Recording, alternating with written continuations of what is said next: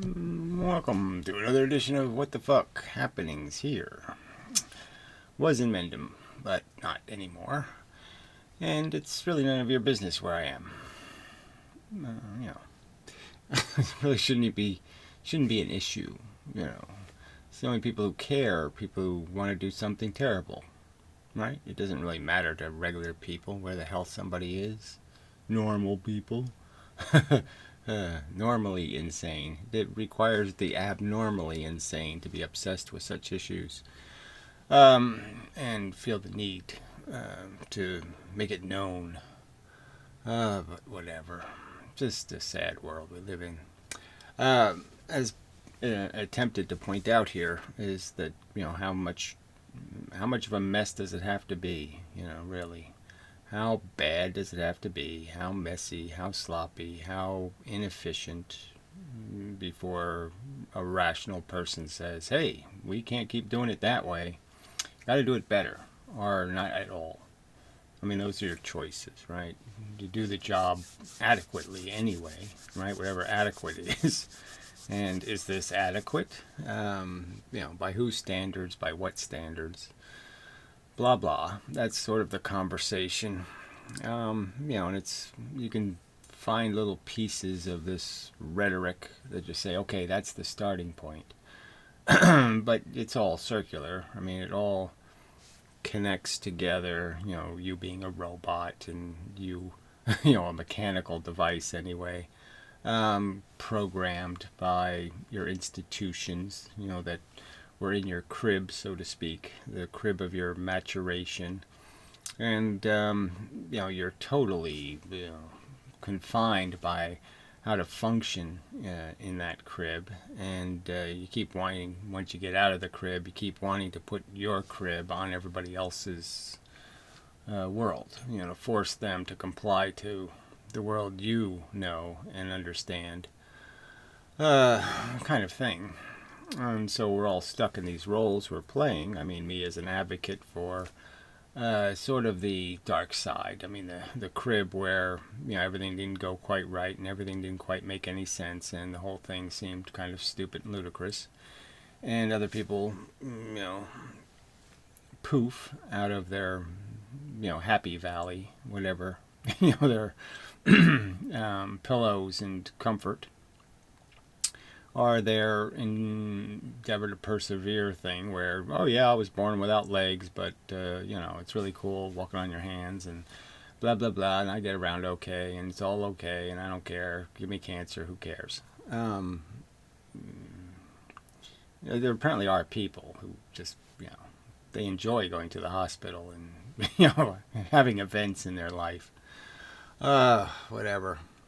So anyway, and then so you're trying to talk about it instead of just bludgeoning each other with our I'm going to vote for, I'm going to do whatever I can to impose on you. And then that impose word is the one it's sort of the word of the week for me.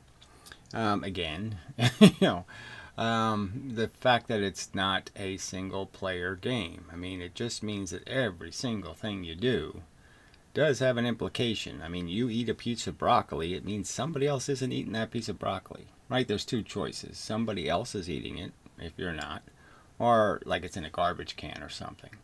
It would be really cool if you saved it from just being garbage, but, what are the odds? The odds are you took it out of somebody else's mouth, and they're eating an inferior piece of broccoli because you took the better piece of broccoli, that kind of thing. So that's a problem. It's a problem, I think, for anybody intelligent, because they're saying, well, I want to navigate my life in this good way, right? I want whatever roads I take, I want them to be the right roads, the best, the most efficient. Why would I want to be a slob and a pig? I don't want to be driving a truck that's leaking dioxin, or that's doing something stupid and inefficient and, causing car wrecks behind me and, all this kind of stuff. You want to try to get through your life, navigate it in some sort of, I was going to say professional way, some sort of, do it right kind of way. Live the right kind of life, the one that makes me happy and also makes them happy, that win-win kind of thing. Create more winners, and less losers.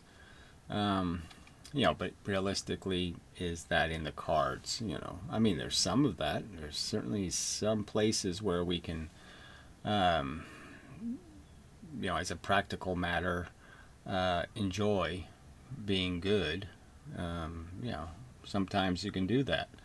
Sometimes you can, do the structured, organized, thoughtful thing, and it's actually fun. Yeah, and it actually does you benefit to be careful and thoughtful and all that stuff, and you'll enjoy thinking about it somehow and all that kind of crap.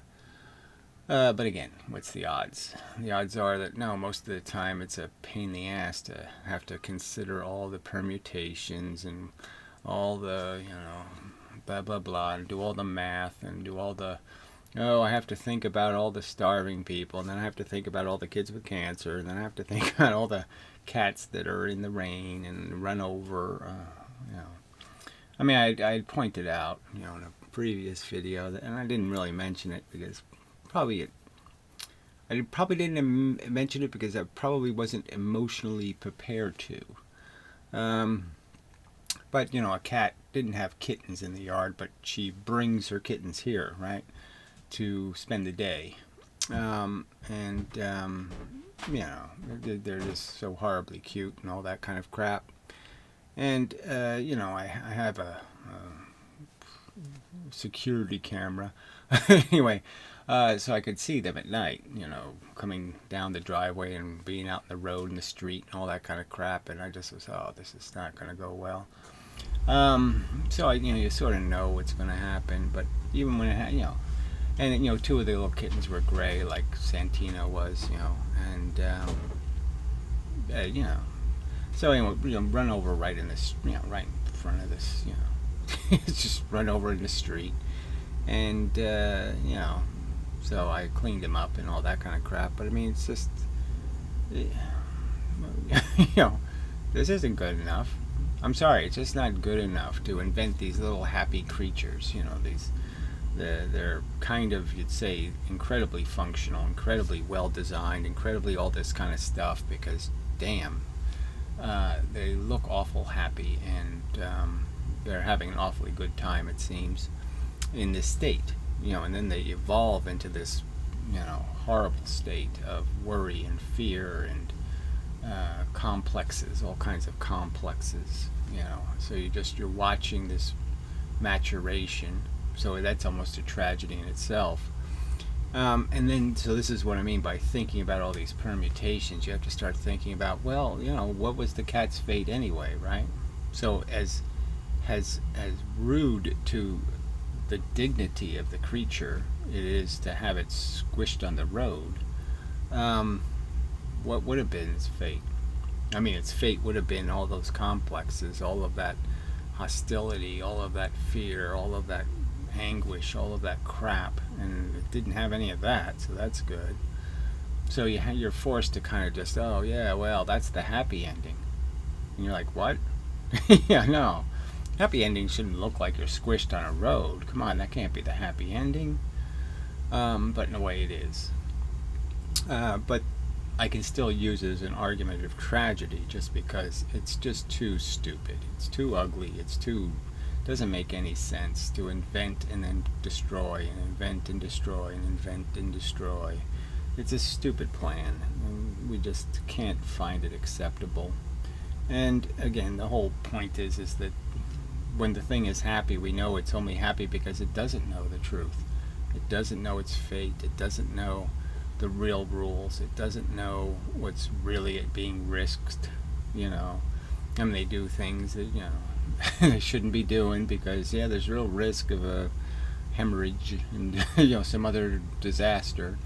The whole thing is, it's like watching kids. I don't know how anybody can enjoy watching little kids. I mean, toddlers and stuff, and they're wobbling around on concrete, and you're just like, oh, this is, it's just a disaster waiting to happen.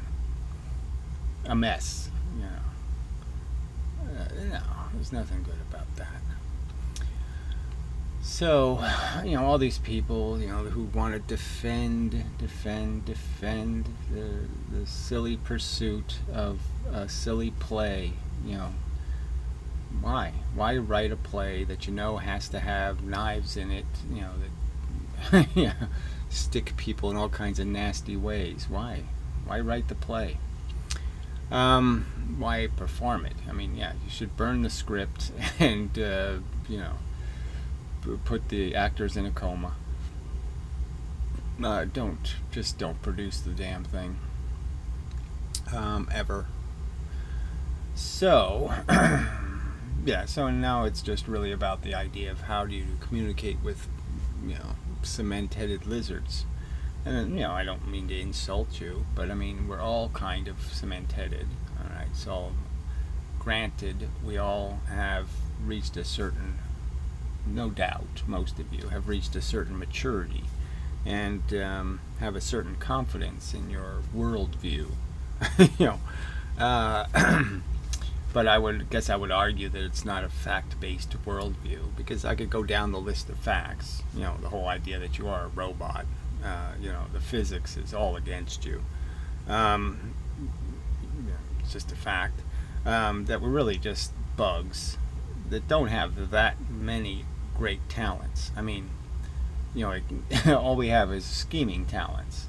I mean, like bugs, we have these drives, these motivations to get warm and to get food and to be clean, and to, we have these certain things we need to be to feel right, to feel comfortable, to feel aggravated or annoyed, or I need to fix something. And the rest of it is just using intelligence to scheme for those outcomes. And that's basically what people are doing. And I'm just making the argument that the scheme has to have in it this idea that, it's not a single player game. If I drive my comfort from a bunch of other people's discomfort, that's bad. And if I create, catastrophic disproportion in comfort, that is, one group of people pays all the negative price, and I pay I receive all the, whatever's earned out of that, whatever the glory to get is, this gratification of needs. Somebody else has to make the pillow, I get to sleep on it, that kind of thing, whatever, however you want to look at it. Doesn't make any sense. They're all brains, they all need to be comfortable, that's just a fact, they're stuck in it. And it makes everything a lot more difficult, because, so much of a bug's life is really just saying, I'm going to win and I'm going to force everybody else to lose to do it, and I don't care. I mean, that's part of the bug game. Okay, that's the way the game is played in nature. That's what the DNA molecule rolls on. That's the mechanism that makes it work as a scheme, is this, invest 100% in the winner and invest nothing in all the losers kind of idea. And logically it doesn't make any sense. I mean, obviously nature's really dumb, because the value of the loser's experience is just as important as the value of the winner's experience. So you really can't do this mathematically. It doesn't make any sense to create 99 losers and one winner. I mean, you have to make 99 winners and one loser. That's the smart thing, And smart would say even one loser is too many, because frankly, here we're back to the imposition. I mean, why do you think you're worth it? You think you're worth giving a kid cancer. That's what that's the bottom line. If you're pro-life and you're listening to this video, you think you're worth it. And I say that's an impossible thought. It just can't happen in a rational brain. A rational brain cannot come up with any kind of theory that makes that make sense. Just can't. Because if you had to be the victim, you'd say, no mas, no thank you. Yeah, please. No, I show up just to be the victim? I show up just to die in the war at 18? Oh, please, no. Why would I play that game? I always show up and I always lose and get killed horribly. And you eat candy. Oh, please, no, I'm not signing up for that. No, it's ridiculous, and you know you wouldn't. You know if it was some, and I could make it overtly, sensitive to the Trumpy types by just pointing out that, if you were doing it all for some big black fat woman or something, right? You were doing it for one of them, right? You were sacrificing so they can win. Yeah, there's no way you'd sign the contract, and you know. So why are you pretending it's a good deal? Why are you pretending you have a justification for it? Because you really don't. Okay, you wouldn't invest in them. You wouldn't invest anything in them, but you'll take from them. You'll take in the sense that you'll accept their deprivation. You'll accept their debauchery. You'll accept the fact that their life sucks because your life is so wonderful. And you're just so damn stupid. I mean, so yeah, that's not a great way to talk to people. People have informed me that people don't like to be insulted. Well, gee, isn't that too bad? So again, it's just a list of facts. That's all. The facts are what they are, and I would argue that I've defended them well, and the counter arguments really just don't exist. So if you think there's something going on planet Earth that's worth running a cat over, or giving a kid cancer, or having somebody discover, oh, I have a tumor, all these experiences, these just very uncharming experiences that will be endured, I just think you're totally deluded. And I think that the truth is if you go ask the people who have really lived, have seen it, personally, seen the seen the tumors grow on their wife or somebody, and seen the wasting and the miserable, horrible, awful, terrible death. Now they're going to be a little apprehensive if you really gave them the switch. You gave them the button that says, "Oh yeah, do it again." Play, yes, there's a great play. Let's run it in Chicago. Let's take it to L.A. It's a great play. I think they're going to say, "Wait, I don't want to pull the switch. Frankly, I don't want to have anything to do with this because it's, I understand it's a little bit messy, isn't it? And maybe it's just too damn messy. And maybe the producer should be shot. And I don't want to be a producer, So again, if we reverse the situation and people had made the decision to reproduce at the end of their life rather than the beginning of their life, yeah, then I don't think we would be reproducing at any kind of rate. I mean, we're already people who are already given a little bit of education. Just all it takes is a little high school. Okay, they're already going to reproduce below replacement population, so they're already going to vote for an anti-natalist perspective, a perspective of I really don't want anything to do with this. Okay, I'll try to eke through my existence and make the best of it, but yeah, I don't see any necessity for it to be forced. For us to keep forcing it. It's not in any way.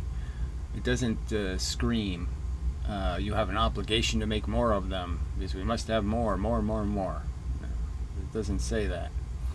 In any, like I said, a reasoning mind just sees the minefield. It sees the swords dangling, the Damocles swords. It sees all of what I can impose on you as mental images of danger, Will Robinson, danger. You just don't walk past the robot when it's going danger. It's really stupid. You sit and pause and you say, well, maybe the robot doesn't know what it's talking about. But you sit there and look around at least, right?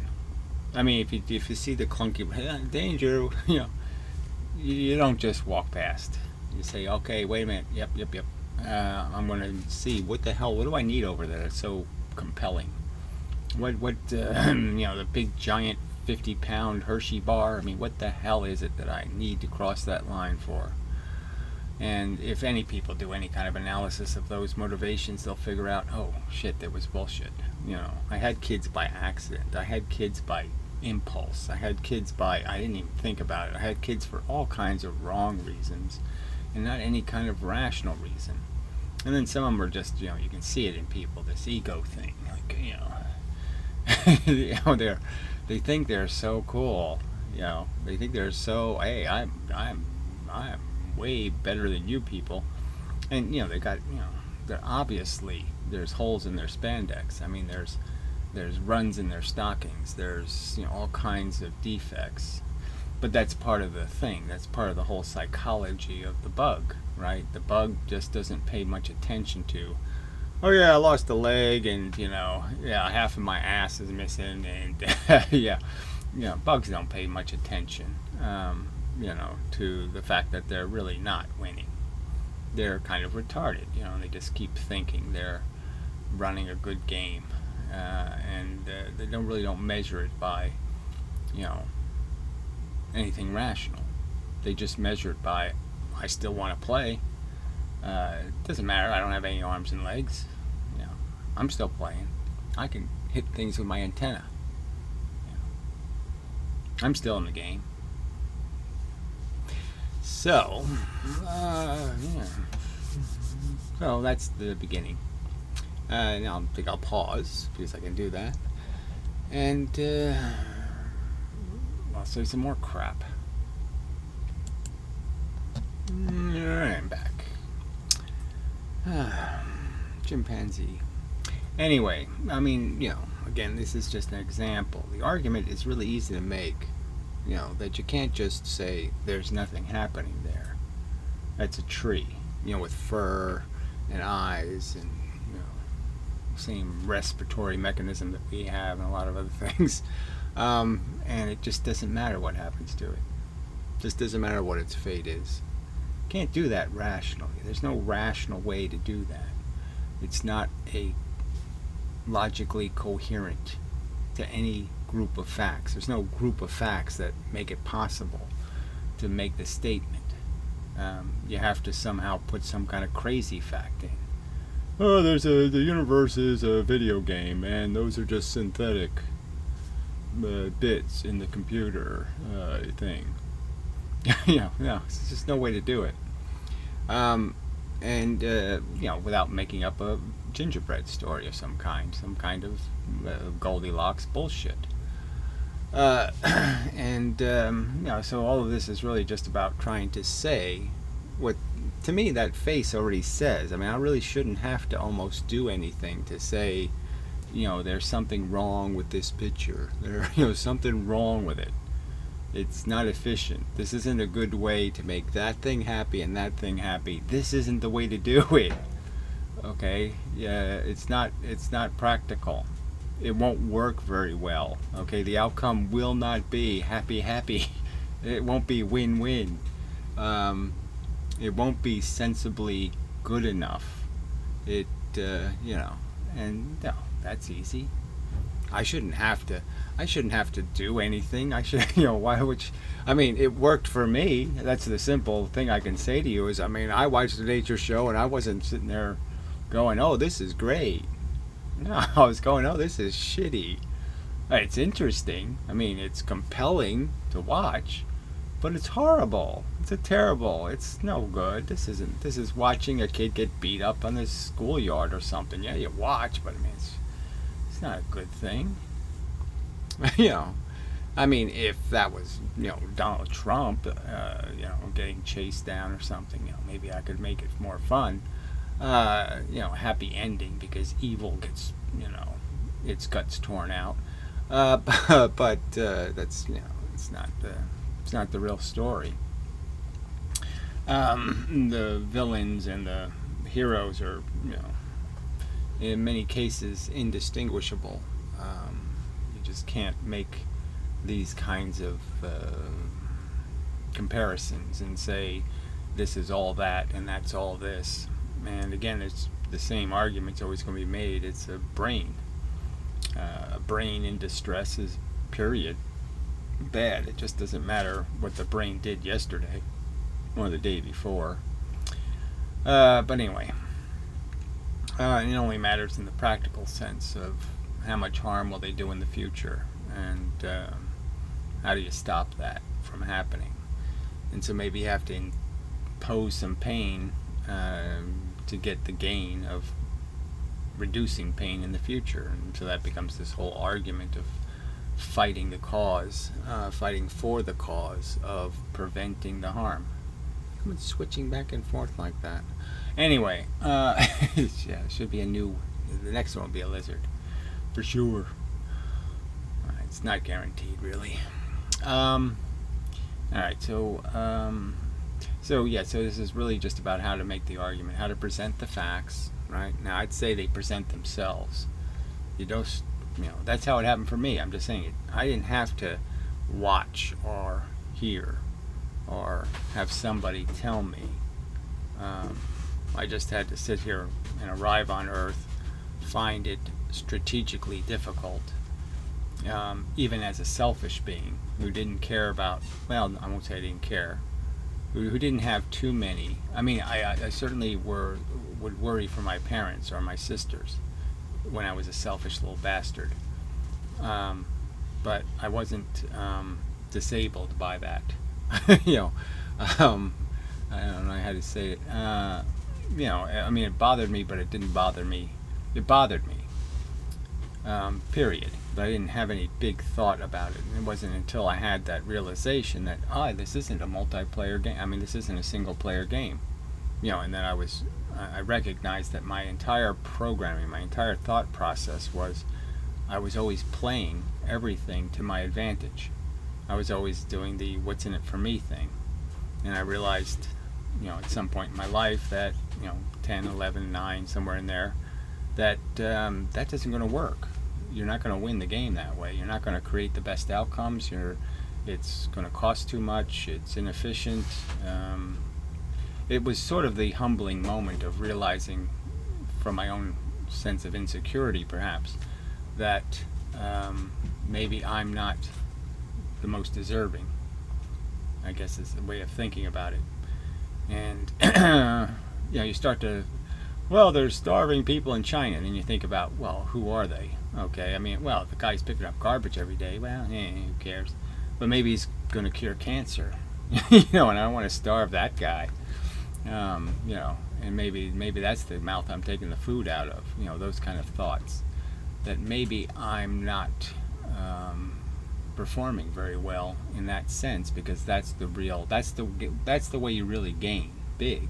That's how you win big. It's not by you winning, but you creating winners, by you creating, by you musing, you activating, you changing all the other players, because you can only do so much from your, you only have your little 2 ping pong paddles to whack balls with.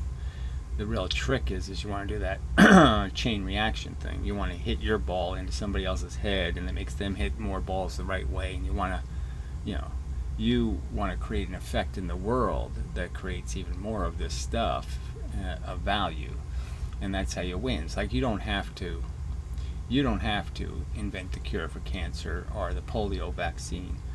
You have to give, like, the sock guy a very good, whatever his name was, I don't remember. Not very good. Call him the sock guy. That's sort of a diss. Sorry about that, Mr. Whoever the hell you were, Doctor whoever. But anyway, you could have given him a really good sandwich for lunch that day. And he really performed well because you gave him a good sandwich for lunch. So there's lots of ways for you to win without being obviously winning. Without you being an obvious role. You didn't play the obvious role in the chain reaction. And so it was all those kinds of thoughts that just, and then everything you see, you put in that context, and you start realizing that every event, it has a consequence. You kill the lioness, and then her cubs are abandoned, and then blah blah blah blah blah, and one of the cubs ends up surviving, in this miraculous way, and becomes a super lion because of it. But he's not genetically a super lion. He's only a super lion because of his experience in life. So he's not going to pass any of that on to his kids, because it was just circumstance that made him very adept at playing the game because he had to play it with so few powers, that kind of thing. He had so few advantages. And that's the whole thing about raising your kids. People have kids and they think they're going to do this great job. Well, your job really is to build their character, and you can't do that without imposing, the practice, the hard work. So just like being good at throwing a shot put or some other kind of thing, and practice and the right training and the right, you have to eat the right shit and you have to do all the right shit. It's a lot of work, frankly, to be the best at something. To be one of them concert violinists or pianists and all that kind of stuff. Incredible dedication, incredible compromise of your fun time. That's the fact, and you're going to impose that on your kid? No. You're not likely to. That's I guess what I would say. You'd want your children to spend as much time in kitten land, just tumbling about and fucking around. Would you really force a kitten to put on its glasses and sit at the table and do its mathematical equations and blah, blah, blah, blah, blah, blah. Would you really feel good about doing that to a cat? Kitten? No. And so, the whole game can't be played. Because to be a good parent, you can't be in any way emotionally or in some way you're going to feel good about it. Because you won't make the right kind of kid. You won't make a performer. You're going to make a failure. If you care about it and you're worried about it and you want it to be happy and comfortable and to live a nice life, you're not going to enjoy it. Because to do the right thing, you're going to have to endure the pain of imposing pain, discomfort, for some long-term goal that maybe the person won't survive to even get anything out of. You'll force them to play the piano and they won't play it well enough, and it'll just be a bunch of wasted time. They'll use it like 4 times a year, at some drunken party, and they'll play the piano, but they won't use it in any real way. It'll just be an awful lot of work for very little. There's about 6 million guitar players out there, right? All dreaming about being a pro. Spend a lot of time. Damn it! Fuck! Hours and hours of wasted time. Really, just horribly wasted time. Oh, my fingers hurt. Oh my, yeah. There's people paralyzed for all this stuff, right? I mean, that's the other thing, right? A bunch of people get paralyzed, injured for life, disabled for life, crippled for life, blah, blah, blah, pursuing, this idea of being the best or very good. And, do you think it's an acceptable price? Again, all the negatives are imposed on the losers, and if you're not one of them, yes, okay, they're way over there and I can barely smell them, so I can go on with my life. But can you? I mean, if you're rational, can you just sit there and pretend it's not happening, it's not happening, it's not a big deal, it's not a problem? I mean, I've used these analogies, some of them over and over again, but it'd be like if somebody had a permit to throw Jews in their oven in their backyard, and the government said it's okay, they have a permit, they're doing it right next to your house, right? You just can smell it and you can hear them screaming, and you just go on and live your life? No. And so when people mock vegetarians or mock this or mock, that's what they're mocking. They're mocking the fact that somebody has a reasonable sensibility, and certainly a reasonable sensibility to know something's really wrong with the behavior, and you're just saying they should benignly just sit there and say it's okay. I'll just sit there on my deck and enjoy my cup of tea and pretend it's not happening. And you're saying that's the rational response. That's what you're obligated to do. Fuck you. No, I'm gonna try to pass a better law. Screw that. I'm going to fight that wrong. I'm going to try to make it right, kind of thing. Try to impose, a better system upon the organisms of Earth. And anyway, the best system is no system, because there really can't be made a system out of these ingredients. The ingredients are wrong. We're robots run by our motivating mechanism, the feelings, and that's the bottom line.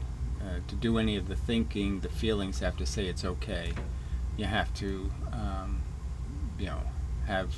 have the sensitivity, the depth of emotional character to recognize that, negative thoughts are sometimes positive in that they will moderate my ambitions, and they'll moderate and control what I think is the right plan. My straight line, just bore through it. I'll figure out that I can't just step on the gas pedal and go. I gotta be, those things will be running in front of the road now and then, so I can't go as fast as I'd like. So that moderating mechanism, has to be developed, and that's again just another thought process that's, but whatever. Don't want to get into a conversation about the distinction between thinking and feeling, but it's fundamental to this whole idea of what an AI would be, an artificial intelligence, what a real mechanical robot that we can make can do. Because, we can make something think. Logic is pretty simple. It's very simple compared to the motivating mechanism of a sensation. One has a clear path to the construction of a logical arrangement geometrically, neurologically. We can pattern how thought could work, but it's pretty hard to pattern how sensation would function, because it is an illusion. It is just something created in the brain, and it doesn't exist as a place. It exists as just an arrangement of projection, an arrangement of, creating these artificial things called your I. So the I thing came up again too this week in my brain for some reason. I guess it was most related to the fact that it's just not a single player game. I mean, we're completely playing the game from an I perspective, but we're completely involved in a game that has where I just can't mean anything. It's just not as a significant piece of the reality. The significant fact is the fact that all of the brains are in the game, and all of them, they're all kittens, and they all need to be fed, and they all need to be petted, and they all need this, and they all need that. And there's not you can make silly distinctions. Say this one has more whiskers, this one's a prettier color, better pattern, some other kind of bullshit. But in any real way, you can't make these distinctions. There's no logic, that can tell you it's okay to care for this one and to starve that one. So, time for another break, I guess.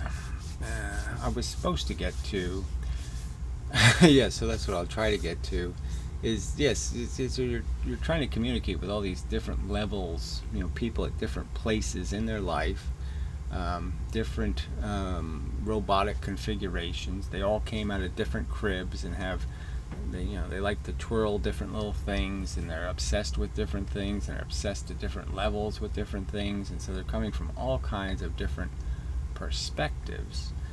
And you have this mission of saying, well, here's the words or the images or the concepts that really should work on anybody. So again, we're back to this silver bullet thing, designing a piece of art, a piece of content, an interaction, designing an interaction that no matter who interacts with it they get it. They get the right answer. They can do the math. So no matter what kind of place you're coming from, you can understand it. The logic is so well displayed. The paradoxes, the fact that it can't make sense to sensible people. And sensible is understanding the world you live in. I mean, if you're so insensible that you just can't imagine that Jesus doesn't exist or something, yeah, then you're kind of hopeless. You're so lost in your little fantasy, your little delusion, and so you can't see anything real. You can't see through the crap of that's on your glasses, so to speak. And so it doesn't matter what I do, you can't see enough of the detail. You can't see enough of its reality to understand. Just like the lizard just doesn't have enough brain to get it.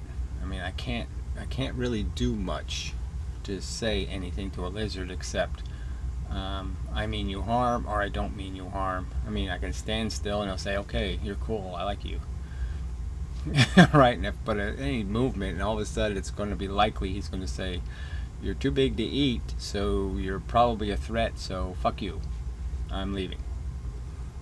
I'm not going to be able to get very far with being able to only communicate 2 words, stay or go. That's not going to say much. So it's a language problem. And obviously, there's the problem probably goes a little deeper, and he just doesn't have, he can only do like 1, and then he can do a plus sign. Okay, I get plus, and then I get 1, but he can't put all 3 of them together at the same time and do the equals 2 thing. That would be too many ideas at one time, and it would confuse him. So, you're almost stuck because the brain just doesn't have enough. Where this other brain is obviously a lot more capable of doing this whole paragraph thing, at least a sentence, right? So the chimpanzee can do a lot more of the math. I can show him banana, and I can show him, pat head, and you get a banana, that kind of thing, and he could add it up. But anyway, I'll be back. Probably, unless I hit the wrong button or something, then I'll just quit. Alright, back. Alright, so, I just a minute ago was kind of insulting fables and storytelling, but, yes, it's sort of part of building character, right? There's all these little fables and all these little silly childhood thingies were basically endorsed in some way because they sent some sort of message. I mean, some of them you can't make much sense out of. 3 blind mice, it doesn't make much sense. But the 3 little pigs, okay, you can see there's a story there that's basically saying maybe you should really think about what you're doing and do it right instead of wrong, because instead of just looking for the 10-year flood, build to the 50-year flood, or maybe the 500-year flood. Do the little extra. If it only takes you 10% extra to get 500% more durability, maybe you should go for that 500% more durability. At least you should be thinking in those terms. So, these little stories are, intended to do some kind of character building in terms of creating ideas in the head that recognize the consequences. Now, I can't say off the top of my head that there's too many of these little stories that have much to do with any of these things I would say were messages you want to send. Messages that would be messages more about the idea that it's not a single player game, that everything you do will affect the world, and it will have consequences. And yes, you can't think about everything, you can't overthink all of this stuff, but you do know when there's things you're doing that are just plain stupid, like driving too fast or some other kind of crap. Just horribly reckless, tiny reward, big, giant, huge risk. Those things you should be able to moderate. The grotesque indulgences you should be able to do something about. So it's about this idea that you have to do that for kids. Now, obviously, I would say I shouldn't have to do that in the modern era because there shouldn't really even be anything called a kid anymore. With the internet, you should grow up pretty fast, frankly, and get an idea of what's going on and recognize that the whole thing is chaotic and messy, and you're really going to have to. You can't trust your parents. You can't trust your village. You can't trust your government. You can't trust all this crap because its motivations and all of that stuff hasn't been tested. That the winners aren't really always the best. That the for example, I mean, the United States presidency doesn't necessarily, for some reason, it doesn't necessarily take the best man and put him in the job. For all kinds of dopey reasons, a lot less than that ends up with the job. Those kind of things should be obvious to a kid, and he should be feeling pretty insecure, about the future and what kind of wacky world he's going to be stuck living in.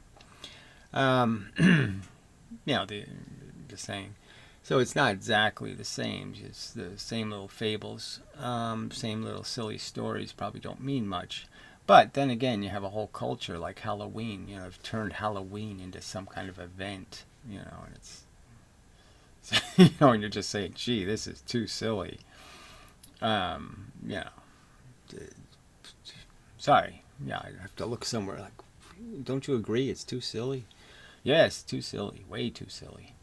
And so in some way, the adults are children. And that's another fact to be observed.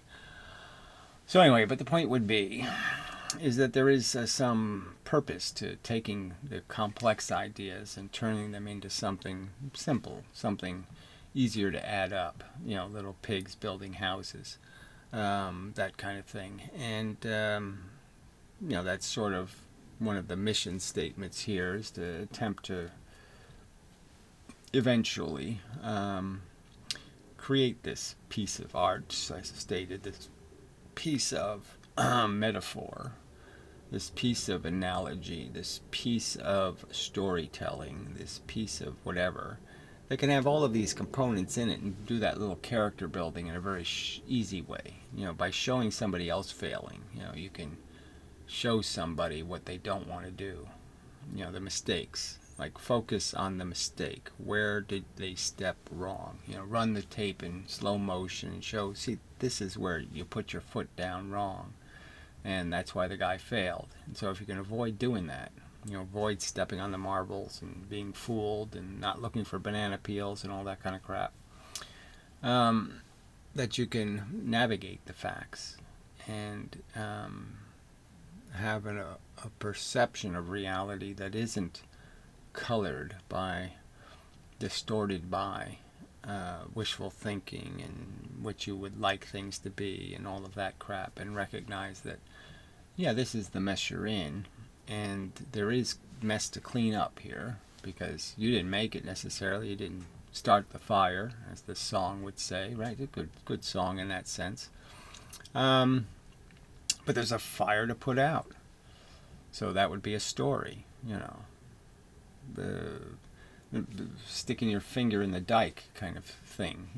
This idea of there's something to do here, and it's just hard to figure out what the best thing to do is, because it's a dike with a lot of holes in it. You just don't know which hole is the one I should be sticking my finger in. Maybe I should stick something else in it. Win-win. I've probably had a dream like that. Probably. But anyway, dreams. Yeah.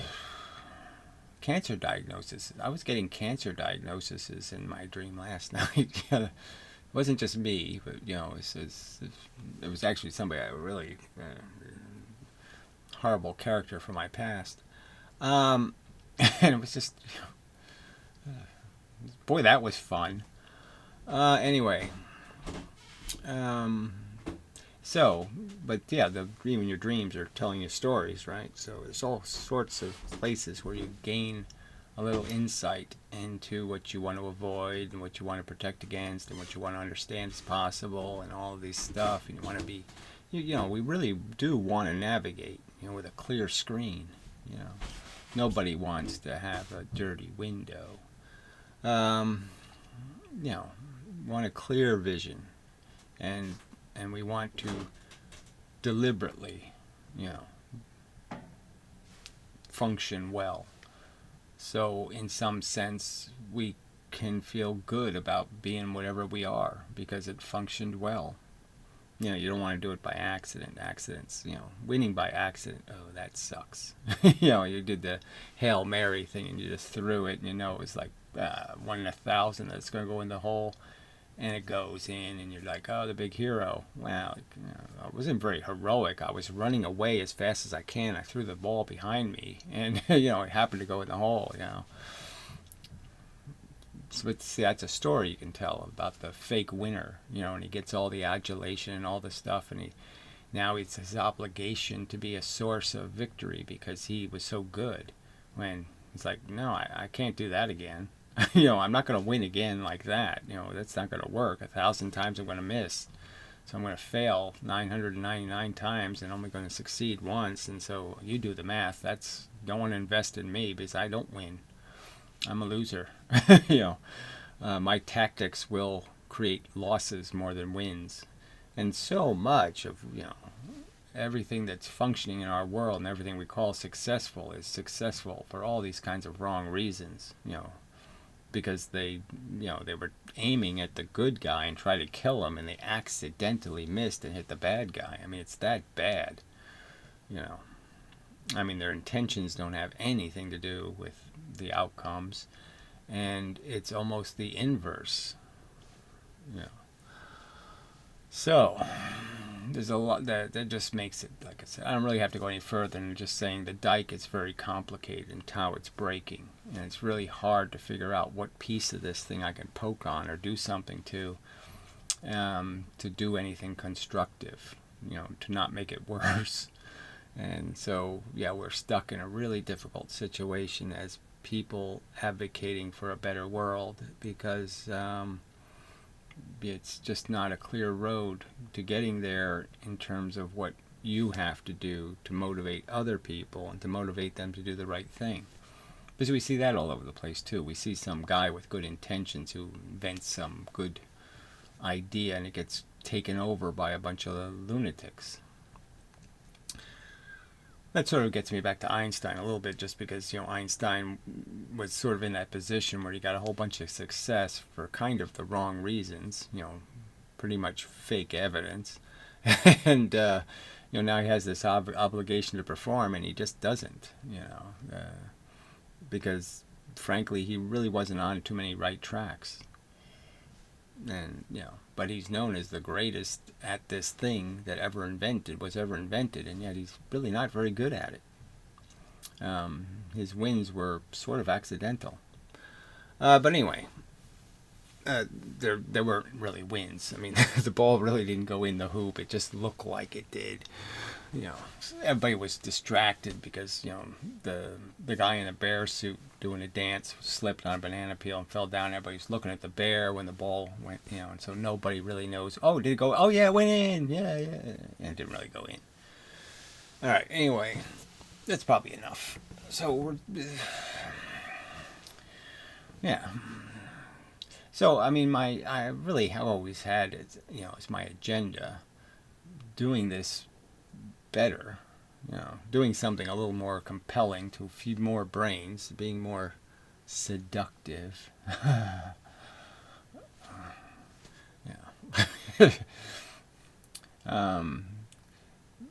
Finding a better method, than my raw, live personality, which isn't very good at.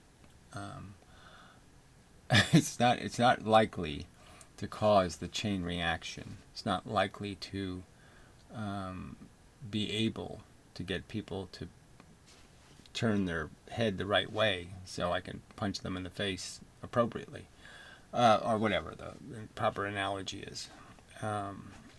So I will require some other approach, I think, than me talking. And again, those things are powerful. Movies, powerful. Stories, powerful. Because you can put it into human language. What compels us. It's like sweetening It's like sweetening anything, right? It's like putting sugar in the cookies. They're not too good without the sugar. So unfortunately, that's how we work. You have to feed our need for something intriguing and mysterious, and that gets people involved. If they know where you're taking them, they won't want to go there. But if you take them a step at a time, you can get it done. That kind of thing. Yeah. Alright, so that's probably enough of a video. And, yeah, I'll just throw in, okay, I've had a little issues with the computer because I lost my hard drive. And didn't have a proper backup and all that kind of crap. And it was Linux and blah, blah, blah. So I tried some new things, and it just didn't go very well, frankly. Because Linux is... So anyway, I'm using Linux 20 again, and this time I was really careful. I mean, I did everything really slowly, like just one event, and then just see if it works, and then add a new piece of software, and then see if it stays stable. And so I was really, really careful. And so I actually have it, I think, working, where it's not crashing, and it's not doing all the stupid things it was doing before. But it's just so sensitive. I mean, little things I found, they have a welcome screen. It tells you to do certain things. And one of them is that, you want to update the driver to put in the NVIDIA driver because it's a little better than their open source driver. And, but the real trick is you cannot do that unless you update all the software that's on the computer first. So, I mean, and that's, that's another joke of it. I mean, the install does take a little while. And then, but installing, you haven't finished, because what you have to do is the even longer process of updating everything, because they give you a version of everything that's so old that everything has to be updated. And but if you don't do those things in the right order, you're really in trouble. That will destroy the operating system. So you have to kind of know these little simple rules, that you don't ever want to change anything in the infrastructure without updating everything first, because it just won't work. The kernel doesn't, there's pieces of this thing, and you can't have one piece that's updated and the other piece unupdated.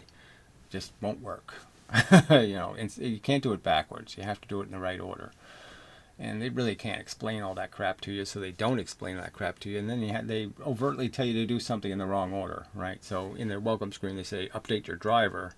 When no, you don't want to update the driver till first you update the software. Or you're fucked. You've already broken it. It'll show up eventually as broken because it'll update packages in the wrong order, and they'll take things that were not broken and it'll break them. That's that simple. But anyway, so yeah, so far so good. So if you're very careful, you can get it to work. It's working. So anyway, just saying, and it's fast, I have to admit. I mean, Mint 20 loads really fast, and it suspends really fast, and it comes back really fast, except for the internet connection. That's the only downside, is the internet doesn't connect very fast, very quickly. So that's the only delay in any of these processes. But it's fast, a lot faster than the other versions. So anyway, just a little. What I eventually will do, because I'm learning how to use all these Linux commands, the DD command, to copy a disk. It's so much better than everything else. But it's like you're totally blind. You hit the button and you just don't know exactly what it's going to do. So you do have to have a backup, because who knows what's going to go wrong. But anyway, but yeah, I'm learning some of this stuff. Maybe I can actually post an image of my computer somewhere, And because it's got all the stuff you need to make a video anyway. I mean, and it works. And so, but we'll see what I get to.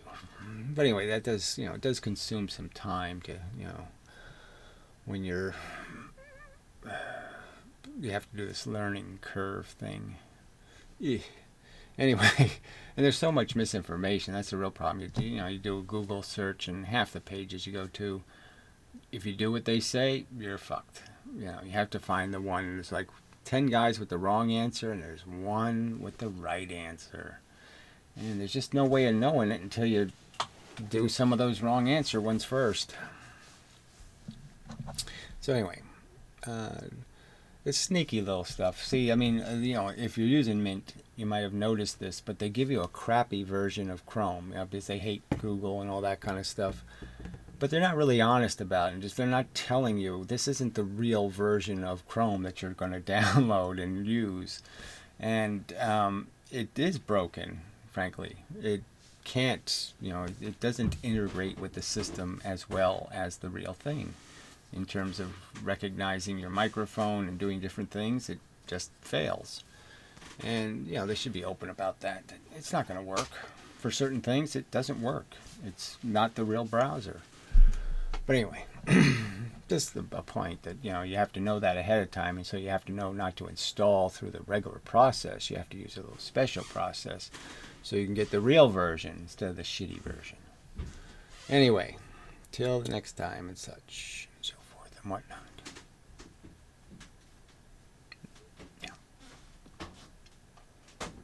Yeah, I think that's it. Pretty sure. Yeah, that's enough. It feels like enough to me, right? Yeah, it feels like enough. Yeah, that's probably enough. I'll go with that feeling. It's good to think about it. I'm thinking about it. Is it enough of a video? Yeah, it's enough. Yeah.